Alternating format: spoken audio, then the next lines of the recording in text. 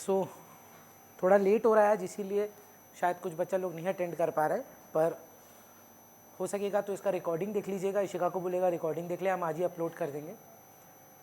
Start किए थे हम लोग इलास्टिसिटी से, है ना। अद्वितीय बताइए तो इलास्टिसिटी का डेफिनेशन क्या था? क्या था? डिग्री ऑफ किसका रिस्पॉन्स? क्वांटिटी का response due to any determinant. Focus, hello. Degree of responsiveness of quantity demanded due to a change in its any of its determinant. Shagnik was elasticity. 3 part में तोड़े थे हम लोग। प्राइस इलास्टिसिटी, इनकम इलास्टिसिटी और cross price elasticity. तो जहां पर हम लोग बात कर रहे थे प्राइस इलास्टिसिटी का, क्या डेफिनेशन बना था इसका? डिग्री ऑफ रिस्पॉन्सिवनेस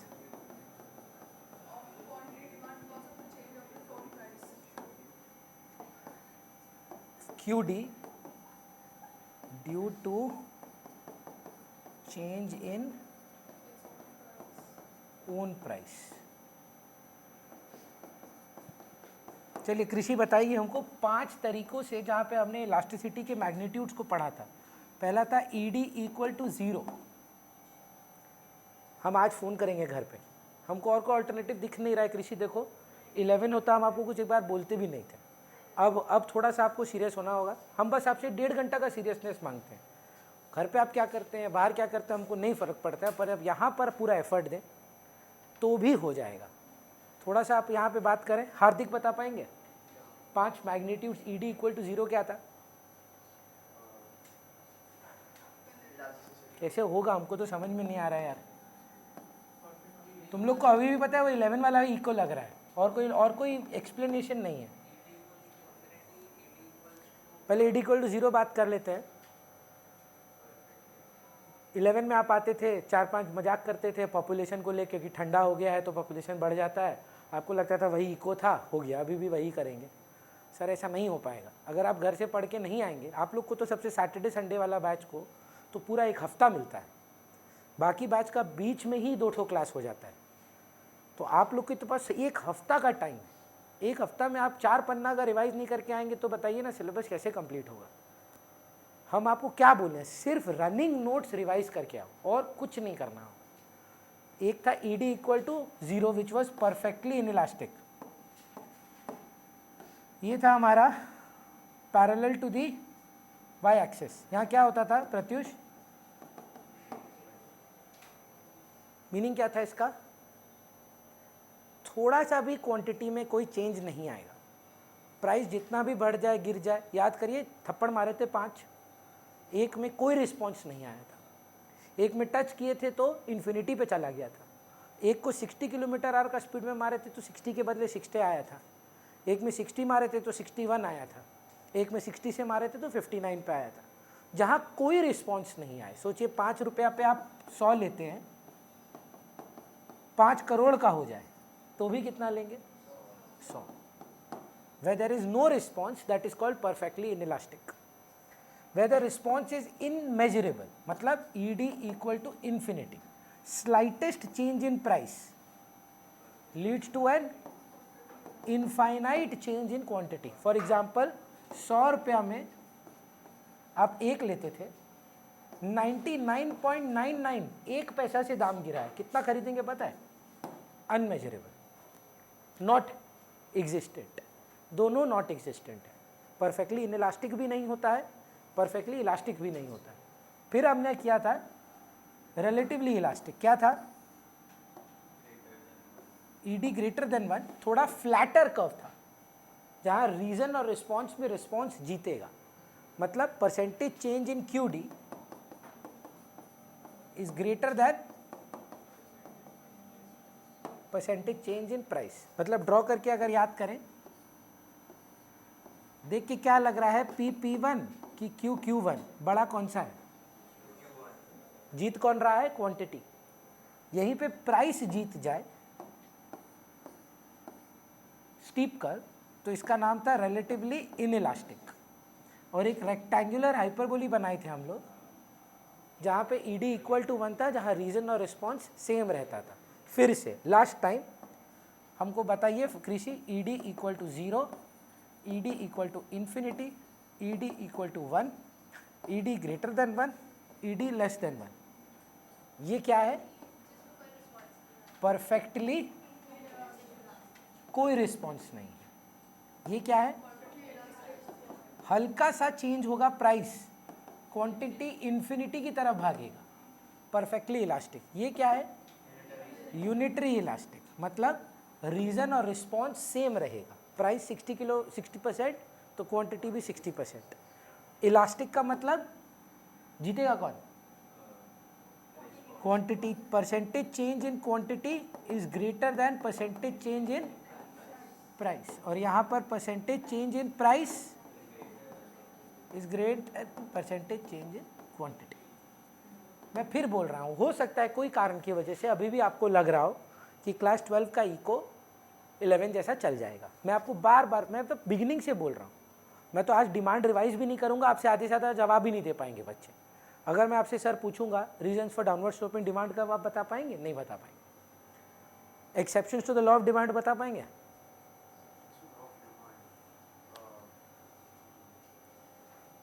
कैसे होगा बता पाएंगे? सोच पा रहे हैं? अभी दूसरे चैप्टर में बुक खरीद लिए, 24 चैप्टर। अब क्या होगा, हम फर्स्ट सेकंड में जाएंगे, थर्ड करेंगे, फोर्थ करेंगे, फिफ्थ करेंगे, तब तक आप फर्स्ट भूल चुके होंगे। अभी तक अगर आप फर्स्ट ही नहीं चालू किए हैं, तब तक आप फिफ्थ तक जाते जाते पांचों चैप्टर आपके लिए नील बटा सन्नाटा हो जाएगा। मेरा बात ध्यान से सुनिए, 14 साल का एक्सपीरियंस है इसीलिए बोल रहा हूँ। अभी से अगर इको ग्रिप में नहीं आया, आने वाला चैप्टर जिससे कई कई कई ज़्यादा टफर है। अभी ये कुछ नहीं है। अगर आप अभी पढ़ रहे हैं, आपको लग रहा होगा, इनफैक्ट जिनका 10 में इको था ना, कुछ भी नया नहीं पढ़ाए अभी तक, सेम है, 10 का बच्चा पढ़ता है ये, same to same, word by word, exactly same. तो आप 10 का ही पढ़ाई कर रहे हैं अभी। मेन चैप्टर तो consumer equilibrium, production cost, revenue, वो सब जो स्टार्ट होगा, और सोचिए वहां तक पहुंचे, यही नहीं आता है। मत सोचिए हम डांट रहे हैं, हम आपको बस सीरियसनेस पर समझा रहे हैं कि वो वाला नहीं आ रहा। चार्ट तो डेफिनेशन है, लर्न कर लो, उसी में से आएगा वेल्थ, वेलफेयर, स्केर्सिटी, ग्रोथ। नहीं है ऐसा। डिमांड खत्म करने में 4 क्लास लग गया, एक चैप्टर करने में। उसके अंदर कितना पार्ट था आप नोटिस किए थे? Income effect, substitution effect, law of DMU, 36 तो चीज है उसमें। थोड़ा सा अभी से हाथ में रखिए, इको तो निकल जाएगा हाथ से। और सबसे ज़्यादा स्कोरिंग सब्जेक्ट इको, कॉमर्स और अकाउंट्स है आपका क्लास 12 में। कैसा बीकॉम का सब्जेक्ट पढ़ेंगे, कैसा अकाउंट का सब्जेक्ट पढ़ेंगे, जो टॉप 3 में आपका यही 3 नहीं है? कॉमर्स का सब्जेक्ट हिंदी लेके आप क्या टॉप 4 में डालेंगे? और जितना हमको लगता है मैथ तो टॉप 4 में आएगा नहीं, तो क्या बचा फिर? यही 3 तो है। अभी से ही आप ढील दे देंगे तो आने वाला 6 महीना में क्या होगा भगवान ही जानता है। फिर तो अभी से थोड़ा हसल करिए, अभी से थोड़ा करिए ना, मस्ती, घूमिए, enjoy your life, बट जब पढ़ना है तो पढ़िए। Why can't you balance it? Do both. I'm not telling you to become a nerd. I'm not telling you to do only studies. Do everything, but also study. 1 घंटा दिन का निकाल नहीं सक रहे हैं क्या? 1 out of 24 is not even 4% of your day. 4% तो समय निकाल ही सकते हैं यार। क्या करने बोल रहे हैं? कोई प्रोजेक्ट लिखने बोल रहे हैं? कुछ नहीं, जो लिखे हो क्लास से आने से पहले गो थ्रू करके आना है बस। ये भी नहीं है कि अच्छा आप पूरा लर्न करके रखे, मगअप करके रखे, हम ओवरऑल आंसर, क्वेश्चन आंसर करेंगे। बस वो पढ़ के आओ जो पढ़ाएं, और क्या पूछ रहे हैं? कुछ भी नहीं। चलिए, तो आज का कंटिन्यूएशन है। ऑनलाइन में कोई कुछ बोल रहा था, सॉरी, फिर से बोलिए। जरूर देखिएगा।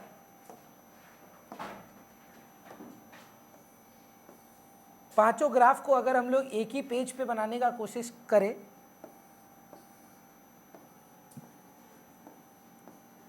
आइडेंटिफाई करिएगा कौन सा है अद्वितीय। ये वाला कौन सा है?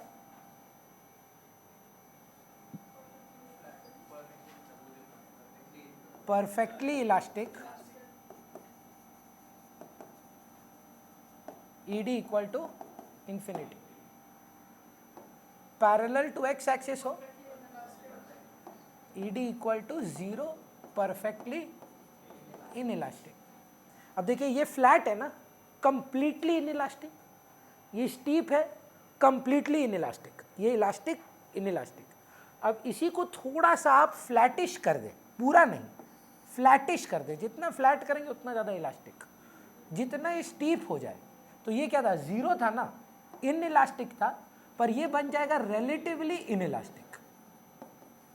मतलब ये बड़ा भाई है, ये छोटा भाई है, ये एक्सट्रीम, ये छोटा भाई है, और यहीं पे बीच में कहीं रेक्टेंगुलर हाइपरबोली बनाते हैं हम लोग, ड्रॉ यूनिटरी इलास्टिक, P1 का चेंज Q1 के चेंज के साथ इक्वल रहेगा।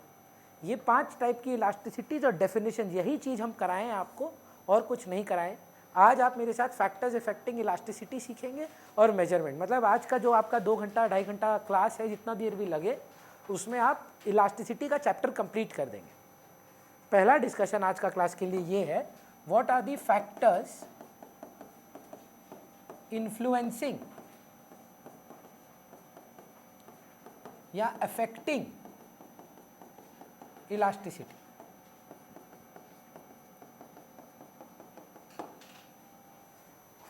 मतलब सोच के देखिएगा गुरमन, कोई कमोडिटी का प्राइस कमने पर आप बहुत ज़्यादा रिएक्टिव हैं, लेकिन कोई कमोडिटी का प्राइस बढ़ने पे आपको फ़र्क कुछ खास पड़ता नहीं है। जैसे फॉर एग्जांपल कोई चीज़ आप बताइए ना आपके लिए, जैसे हम आपको बता रहे हैं, ये आदित्य रिलेट कर पाएगा, या कोई भी बच्चा जो भी वर्कआउट या जिम रिलेटेड थोड़ा पैशनेट है, वो वर्कआउट से अगर जिम चालू किया है, and irrespective of any gender, वो रिलेट कर पाएगा समथिंग रिलेटेड टू प्रोटीन। तो मतलब आफ्टर ईयर्स, मतलब मेरा एक स्टूडेंट है, वो हमको मैसेज किया मेरा वीडियो देखकर, बोला कि भैया तब मेरे पास कोई एग्जाम्पल नहीं था, लेकिन अब है। आज अगर हमको वे प्रोटीन में 20% ऑफ मिल जाए, अगर हम दिन का 1 स्कूप खाते हैं तो हम दिन का 2-3 स्कूप खाने लग जाएंगे। Because if anybody is into physical fitness and they have an extra source of protein, अच्छा क्वालिटी का वे प्रोटीन काफ़ी महंगा 6-6.5 हज़ार रुपये का एक डब्बा आता है। तो अगर आज उसमें डिस्काउंट मिलने लगेगा प्रोटीन बार में, एक्सेट्रा एक्सेट्रा, ये सब चीज़ में, तो क्या होता है ना, हम अपना कंजम्पशन को ड्रास्टिकली बढ़ा देंगे। लेकिन कुछ चीज़ों में दाम गिरने पर आप कुछ ह्यूज चेंज नहीं करेंगे। तो आपके लिए कोई ऐसा कमोडिटी है क्या गुरमन, जहाँ दाम हल्का फुल्का गिरेगा या सस्ता हो जाएगा तो आपका क्वांटिटी का कंजम्पशन काफ़ी बढ़ जाएगा? जनरली जो आंसर्स क्लास में आया वो था कपड़ा, गारमेंट्स, कि अच्छा सेल लगा है अगर, तो हम 3 टी-शर्ट की जगह 5-6 ले लेते हैं। काफ़ी पॉइंट्स हैं दैट वी हैव टू सी। कृषि ऐसा कोई कमोडिटी जहाँ प्राइस चेंज हो और आपका क्वांटिटी ड्रास्टिकली या काफ़ी सिग्निफिकेंटली चेंज हो? लग्जरी प्रोडक्ट्स के साथ एकदम ट्रू आंसर है। Anything Shagnik for you? Something inelastic, दाम बढ़े गिरे आप उतना ही खरीदने का सोचेंगे? राइस। ऐसा मतलब कुछ बच्चा लोग उल्टा आंसर किया, जानते हैं आपके बैच में नहीं थे, वो बोले कि दाम कमेगा तो हम बहुत सारा खा लेंगे, और आप बोल रहे हैं कि दाम बढ़ेगा गिरेगा, भैया जितना मेरा क्वांटिटी है ना हम उतना ही खाएंगे। And that's also a correct answer, because everybody is different, everybody has different elasticities, है ना। So what are those factors we have to discuss. First point होगा आपका availability of substitutes.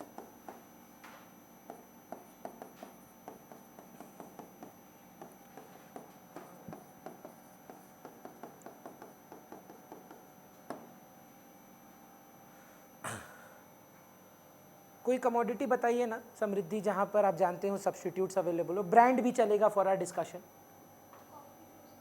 Tea coffee, कि कॉफ़ी का ही आप अलग अलग brands बोल रहे हैं, जैसे ब्रू, नेस्कैफे, टाटा टी या Tata coffee, etcetera etcetera, Starbucks, CCD। तो I agree, if the prices rise of a specific brand, we have options to go to other coffee vendors, so we will switch. But what if there are no substitutes? मान लीजिए पूरा India में एक ही coffee provider है, अगर आज वो दाम बढ़ा भी लेगा, आप कहाँ जाएंगे? चेंज करने का ऑप्शन नहीं रहेगा आपके पास। कोई रेलेवेंट एग्जांपल जानते हैं? कलकत्ता में CSC इलेक्ट्रिसिटी, मतलब मोनोपोली जैसा हो जाए, या इंडियन रेलवेज। आज इंडियन रेलवेज अगर अपना रेट बढ़ा लेता है तो भी वो एयरक्राफ्ट से तो सस्ता ही होगा, एयरलाइन से तो सस्ता ही होगा, तो आप क्या छोड़ देंगे ट्रैवल करना उससे और उधर चले जाएंगे क्या? आपके पास एक ही प्रोवाइडर है ट्रेन्स का, तो आप उधर ही जाएंगे। लेकिन यहीं पर अगर बात करें आप कोई कमोडिटी जिसका, जैसे नाइकी, एडिडास, रीबॉक, पूमा, यहाँ पर अगर कोई दाम कम करता है तो वहाँ से फ्लॉक करके बाकी लोग भी आ जाएंगे। यहाँ अगर आप मान लीजिए दाम बढ़ाता है तो छोड़कर दूसरे पे चले जाएंगे, क्योंकि सब्सटीट्यूट्स अवेलेबल है। सो फर्स्ट पॉइंट मैटर करेगा, अवेलेबिलिटी ऑफ सब्सटीट्यूट्स। पॉइंट लिखिए, if the commodity has substitutes, जैसे बच्चा से पूछे क्या मस्त मक्खन मारा, हम उससे पूछे कि क्या कोई सब्सटीट्यूट का एग्जाम्पल है, बोलता है भैया आपका कोई सब्सटीट्यूट नहीं है। तो हम फीस बढ़ा भी दें तो मेरे पास ही आया। लेकिन आज सोचिए सच नहीं है ये, 36,000 सब्सटीट्यूट अवेलेबल है इको अकाउंट्स का टीचर लोग का। अगर हम एक्सपोनेंशियली दाम बढ़ाएंगे, शुरू में आप 1200 से 1400 में भी सह लेंगे, लेकिन 1400 से 1600 में आप 2 बार सोचेंगे यार दूसरा टीचर देखते हैं, है ना। Unless literally you will think there is no other teacher. ओ श्रेयोशी, सॉरी श्रीमोई दूसरी वाली वो चली गई, श्रीमोई ना, श्रेयोशी सॉरी। कोई निक नेम नहीं है आपका? तो बोलिए ना, क्या फ़र्क पड़ता है, क्या है? बंगाली निकनेम का गजब होता है वो लोग का। श्रेयोशी है ना। तो श्रेयोशी कब तक 2,000 रुपया फीस कर देते तो अब सच बोलिएगा, जस्ट टू नो आते, दूसरा ट्यूशन देखते है ना। ऑब्वियसली एक लेवल के बाद आपका एक लिमिट होगा, उसके बाद आप बोलेंगे यार जब सेम ही चीज़ है कितना का फ़र्क होगा, तो दूसरा ही देखते हैं। Unless literally you think that there is no substitute. Nitiksh अगर हम आपसे बोले 5,000 रुपया मंथली, वो पहले ही ना कर दिया, बोला चांस ही नहीं भैया, आप छोड़ दीजिए। लेकिन अगर आप सोच रहे हैं मन में आपके हो कि नहीं भैया जैसा टीचर कहीं नहीं मिलेगा, तो आप शायद 5,000 भी देने को रेडी हो जाए। Again you have to understand this substitute means close substitute, है ना। आज मतलब इंडियन रेलवेज का सब्सटीट्यूट नहीं है ये बोलना गलत होगा। There is a substitute, but it's not a closed substitute. You can travel by road, you can travel by ship, you can travel by air, but they are not closed substitutes by any standard. CSC का substitute है, solar power मिलेगा आपको, पर there no comparison in terms of cost of installation and the amount that is required to get a solar panel. So there are substitutes, but they are not closed substitutes. So people will be willing to pay a certain amount only if they consider it that it does not have any substitute, है ना। जैसे how many of you have noticed this, that in the market in the ice cream section, Amul is the only one selling ice creams. Quality Walls is selling frozen dessert. वो लिख नहीं सकता ice cream, आपको मालूम है Amul case किया हुआ है क्वालिटी पे, and they won the case. They are not allowed to use the word ice cream because वो वेजिटेबल ऑयल से बनता है।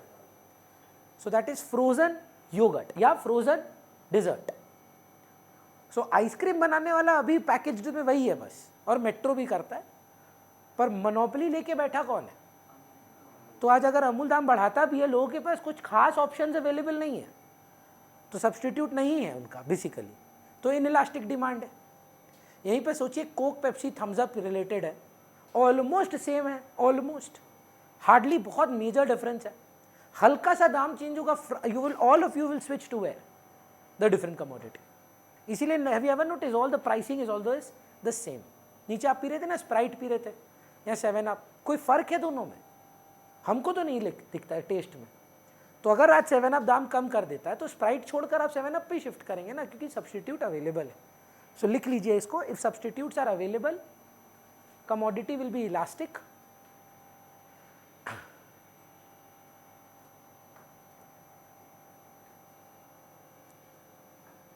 एक टाइम था जब जिम को लेकर कलकत्ता न्यू अलीपुर एरिया में एक ही जिम हुआ करता था। न्यू अलीपुर में एक जिम हुआ करता था, बॉडी लाइन, उसके बाद कोई जिम ही नहीं था। तो अब वो दाम बढ़ाता भी था, हम लोग कहीं और जा ही नहीं पाते थे। अभी देखिए लाइन से आपको गली गली में जिम दिखता है। आप क्या चेक करते हैं? इक्विपमेंट बेसिक होना चाहिए, पर व्हाट इज़ द क्राइटेरिया यार, थोड़ा सस्ता अच्छा रेंज में कहाँ मिलेगा। सो सब्सटीट्यूट हाँ जैसे ही आया स्विच करने का ऑप्शन चला गया। बोथ वेज, दाम गिराएंगे तो छोड़कर आपके पास आएंगे, दाम बढ़ाएंगे तो आपको छोड़ के दूसरे के पास जाएंगे। कमोडिटी इलास्टिक होने पर, सब्सटीट्यूट होने पे इलास्टिक होता है, और सब्सटीट्यूट नहीं होने पर या क्लोज सब्सटीट्यूट या बैड सब्सटीट्यूट होने पर, if the commodity does not have substitute तो इनइलास्टिक होता है। लिख लीजिए ये भी, if the commodity does not have a substitute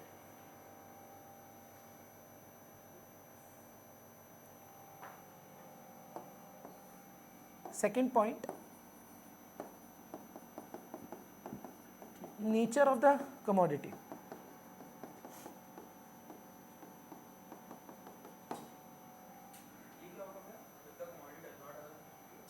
it is inelastic.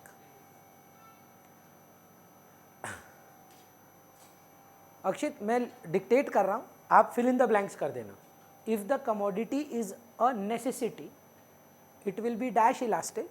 If the commodity is a luxury, it will be dash elastic. Akshit answer कर दीजिए. If it is a necessity, then it is having an inelastic demand. If it is a luxury, जैसे वो बोली, तो it is an elastic demand. Like gold, jewelry. Notice when the prices are going down, people tend to buy more than what they were expecting to buy. Why? Because उनको मालूम है कि अरे ये तो लग्जरी जैसा है, इसके बिना ऐसा नहीं कि मर जाएंगे, पर हाँ सस्ते में मिल रहा है, चलो ज़्यादा ले लेते हैं.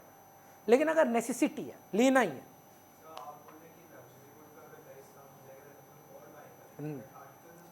Are all luxury goods bought with the purpose of articles of snob appeal? Only those goods that follow the law of demand, we are talking about that.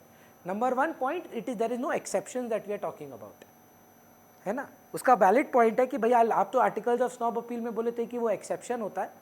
तो यहाँ देखिए, इलास्टिसिटी ऑफ डिमांड में पहले तो लॉ ऑफ डिमांड काम कर रहा है, ये एक्स्टैब्लिश करना होगा. प्राइस फॉल, क्वांटिटी राइज होगा. तो अगर वो ट्रू है तो इसका मतलब वो एक्सेप्शन नहीं है. So for that reason we are saying that we are not covering articles of snob appeal, Veblen effect, conspicuous consumption, giffen goods, further expectations. All those concepts are not in the discussion right now.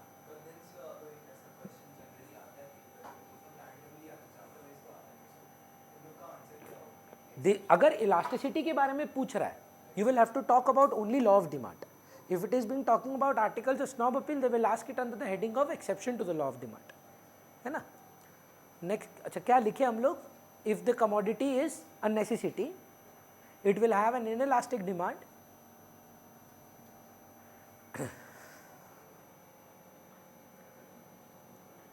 If the commodity is a necessity, it will have an inelastic demand. If it is a luxury, it will have an elastic demand. अच्छा, ये वाला point के अंदर एक और point है जो book में नहीं है, पर मैं लिखवा दे रहा हूँ. अद्वितीय कभी घर के लिए सब्जी उब्जी खरीदा है? सच बोल. क्या जैसे कोई बता गया सब्जी लेने गया हो, कोई ऐसा सब्जी जिसका शेल्फ लाइफ बहुत अच्छा खासा हो, जानता है? हाँ ट्रू. सबसे ज़्यादा जानते हैं किसका होता है? मटर का. अगर आप जानते हो मटर, मतलब हम लोग क्या करते हैं, बल्क में लेके फ्रीज कर देते हैं.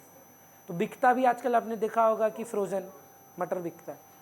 तो हम, ये ट्रू स्टोरी है कि एक बार मटर पे सेल लगा था, मम्मी को ला के देखे 6-7 केजी ले आई, क्योंकि ख़राब नहीं होगा. लेकिन यहीं पर सोचिए स्ट्रॉबेरी, यहाँ जो हम एग्जांपल पपाया का दिए होंगे आपको, जिनका बहुत कम शेल्फ लाइफ होता है, दाम कमने पे आप बहुत ज़्यादा नहीं खरीद पाएंगे क्योंकि ख़राब हो जाएगा. फ्लावर्स, जो फ्लावर्स हैं जिनका मतलब, हाँ पर अगेन उनका शेल्फ लाइफ अगर हायर है, जैसे point is not about strawberries, the point is about durability. If it is durable, it will be elastic. If it is perishable, it will be inelastic. लिख लीजिए इसको, इसी नेचर के अंदर ही. If the product is perishable,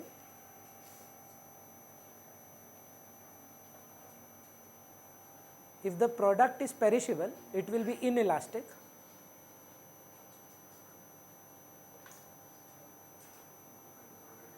If the product is durable, it will be elastic. तीसरा point लिखते हैं.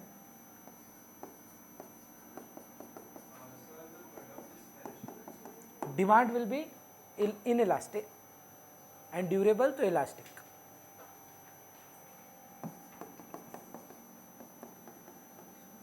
ऐसा है नहीं, हाँ, पर मान लीजिए अद्वितीय जो है वो एक नंबर का गंजेड़ी है. ऐसा है नहीं, हम जानते हैं. हाँ मतलब फिर तो स्टेटमेंट चेंज करना पड़ जाएगा ना. अभी मान लीजिए कि अद्वितीय नहीं है, ठीक है, अद्वितीय भी नहीं है, पर मान लीजिए कि इनको ना नशा है, ये एडिक्टेड है. तो अगर आप हैबिचुएटेड हैं, लत है किसी चीज़ का, तो दाम बढ़ने पर क्या करेगा आदमी? नहीं कर पाएगा यार, उसका तकलीफ समझो। एडिक्टेड है ना, रिस्पॉन्स कुछ खास कमेगा नहीं। हाँ, मतलब मान लीजिए डिमांड तो फुलफिल हो ही रहा है, बहुत ज़्यादा चेंज होगा कि हल्का फुल्का चेंज होगा। लेकिन सोचिए कृषि क्या है, कभी कभी गुटखा खाती है, रेगुलर बेसिस पे नहीं खाती है। अब अचानक से गुटखा का दाम बढ़ गया, कृषि क्या करेगी? खाना छोड़ देगी, है ना। अगर एडिक्टेड नहीं है तो रिस्पॉन्स आएगा, दाम बढ़ने पे छोड़ देंगे, दाम कमने पे बहुत खा लेंगे। लेकिन अगर कोई ऑलरेडी एडिक्टेड है तब क्या कर सकते हैं? लत है भाई, तब लिख दीजिए इसको, if the consumer is habituated, मत खाया करिए ये सब।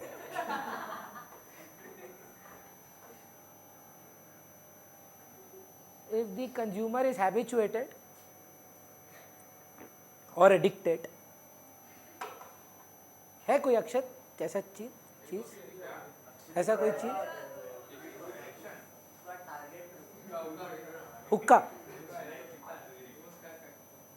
हाँ, तो अगर है तो सोचिए ना, जैसे हमको भी है ये कॉफ़ी का, तो दाम बढ़ने पर भी हमको खरीदना ही पड़ता है। लेकिन सपोज मान लीजिए प्रत्युष कभी कभार कॉफ़ी पीता है, तो दाम बढ़ने पे छोड़ देगा, दाम गिरने पे 4-5 पी लेगा।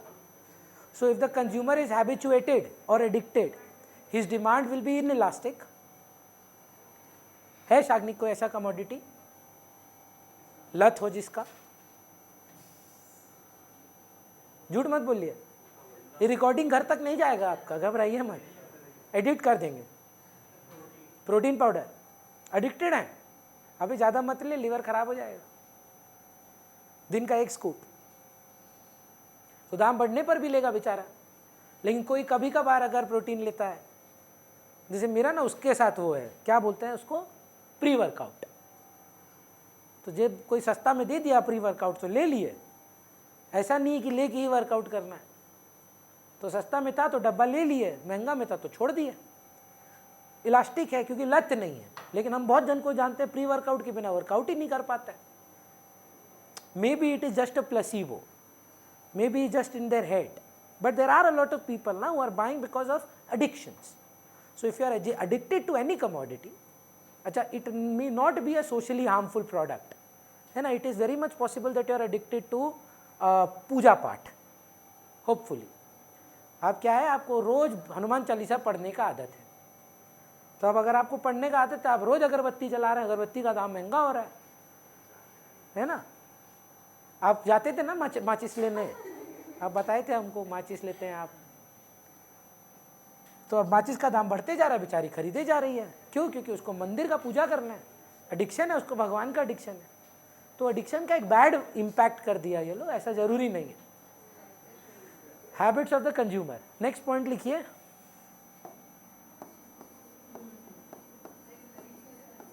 Number of uses. ऐसा कमोडिटी को क्या बोलते हैं श्रेयोशी, जिनका बहुत सारा यूजेस हो? एक तो डिमांड होता है स्पेसिफिक, मल्टीपल वांट्स को सेटिस्फाई करता है, कॉम्पोजिट डिमांड, है ना। कोई कमोडिटी बताइए? इलेक्ट्रिसिटी, तो milk, water, mobile phones for some. तो ट्रू फॉल्स, फोकस, क्या दिक्कत है बताओ उधर?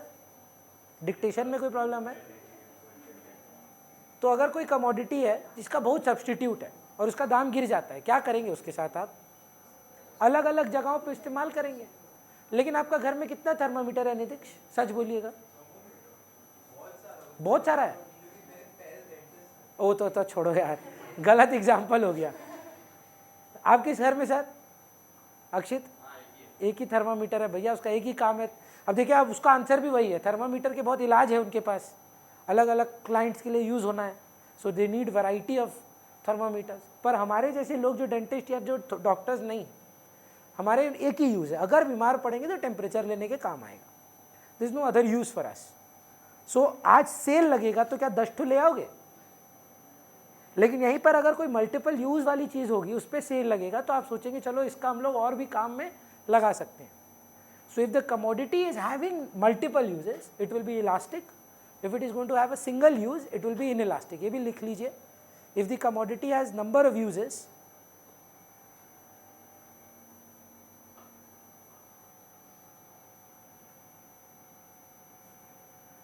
it will be elastic. If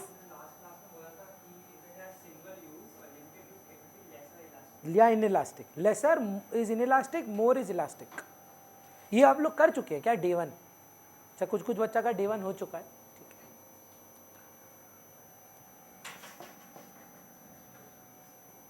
number of uses ठीक है, क्या लिखे श्रेयशी फिर से बता दीजिए.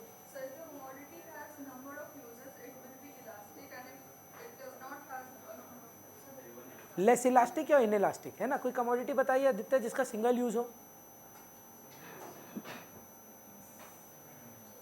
वैक्सीनेशन. आज आप वैक्सीनेशन लेते हैं, उसका एक ही काम है. तो आज अगर दाम कम भी हो जाएगा तो भगवान ना करे आप 7-8 वैक्सीनेशन लगवा लेंगे, नहीं लगवाएंगे ना, एक ही लगवाएंगे. तो गवर्नमेंट फ्री में भी देगा तो बोलेंगे हाँ एक ही लगेगा हमको, because that's the only use. लेकिन यहीं पे अगर आप कोई जैसे जानते हो कोई फिटनेस इंथुजियास्ट है जो मल्टीविटामिन खाता है या ये सारी चीज़ खाता है, वो क्या करेगा पता है, दाम कम होने पे 3-4 तो खाने लगेगा, बोले बॉडी बनेगा मेरा, हम ज़्यादा खाएंगे, है ना. Number 5, price range.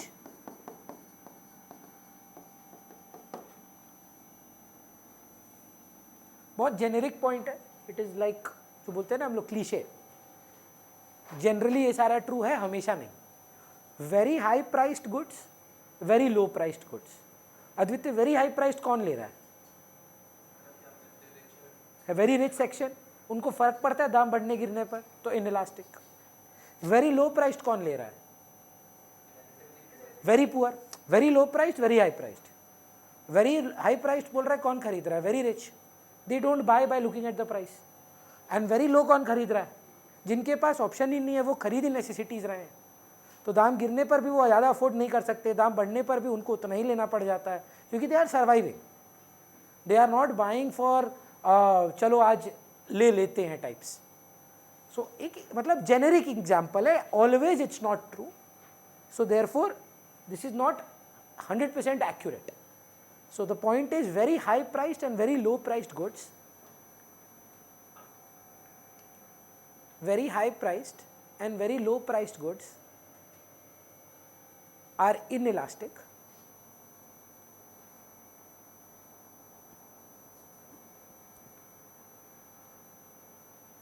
Medium ranged या mid ranged products are elastic. So basically 199 या 100 रुपीज़ वाला जो जीन्स है और 20,000 रुपीज़ वाला जो जीन्स है वो इनइलास्टिक है. लेकिन जो 1500, 2000, 2500 वाले जीन्स हैं जो हम लोग जनरली परचेज करते हैं वो इलास्टिक है. तो दाम कमने पे हम ड्रास्टिकली सेल वगैरह पे जाते हैं, दाम बढ़ जाने पे हम वो नहीं खरीदते, है ना. मोर इलास्टिक. सेम पॉइंट है पर प्राइस के पर्सपेक्टिव से नहीं है, इनकम के perspective. It's the same point. हमको नहीं लगता डिफरेंस है कुछ खास. इनकम रेंज जो प्राइस के पर्सपेक्टिव से था, सेम टू सेम चीज अब इनकम के पर्सपेक्टिव से होगा. क्या पॉइंट होना चाहिए कृषि इसके बारे में? Very rich and very poor are inelastic. Middle income group people are elastic. तो भैया तो सेम पॉइंट है. हाँ, एक दाम के पर्सपेक्टिव से है और एक इनकम के पर्सपेक्टिव से. ज़रूरी नहीं हर अमीर आदमी से महंगा वाला ही खरीद रहा है. कभी कभी बहुत अमीर आदमी लोग सस्ता चीज़ भी खरीद सकता है. तो प्राइस रेंज अलग पॉइंट हो गया, इनकम रेंज अलग पॉइंट हो गया. सो इसको लिख लीजिए फटाफट. इनकम रेंज में क्या लिखे sir? Very rich and very poor are inelastic. Mid ranged या मीडियम रेंज्ड.